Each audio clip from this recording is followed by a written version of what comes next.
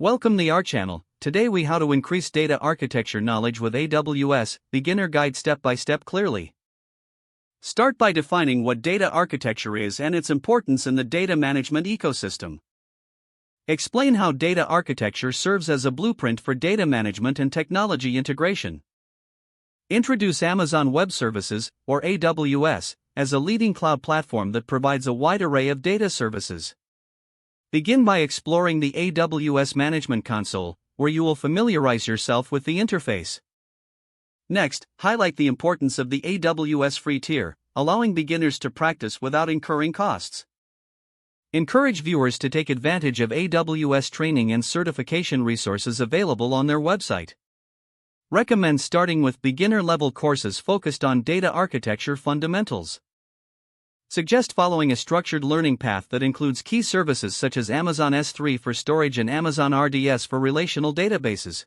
Introduce Amazon Redshift for data warehousing, explaining its role in handling large-scale data analysis. Highlight Amazon DynamoDB for NoSQL databases, emphasizing its scalability and performance benefits. Discuss the significance of AWS Glue for data integration and ETL processes. Encourage viewers to implement hands-on projects using AWS services to reinforce their learning.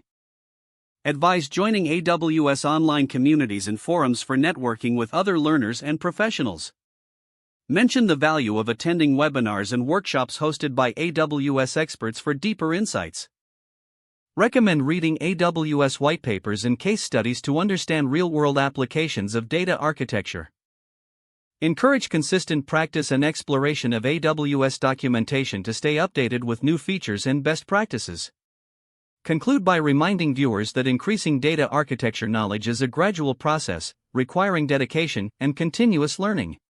If the page does not load, refresh the browser or try again in a private or incognito window. Make sure you are using the correct email address, then retype it carefully to avoid small typos. If your password is not accepted, use the reset option and create a new strong password you can remember. Check your spam folder for verification or security emails, then complete any requested confirmation steps. Enable two-factor authentication if available to improve account security and reduce unauthorized access risk. After signing in, review your profile details so your contact information and settings are accurate and current. If you see an error message, note it down and try again after restarting your device and internet connection. Log out when you finish, especially on shared devices, to keep your account and payment information secure.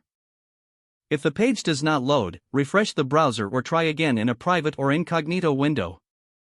Make sure you are using the correct email address, then retype it carefully to avoid small typos. If your password is not accepted, use the reset option and create a new strong password you can remember. Don't forget to like this video and subscribe to our channel for more step-by-step tech guides.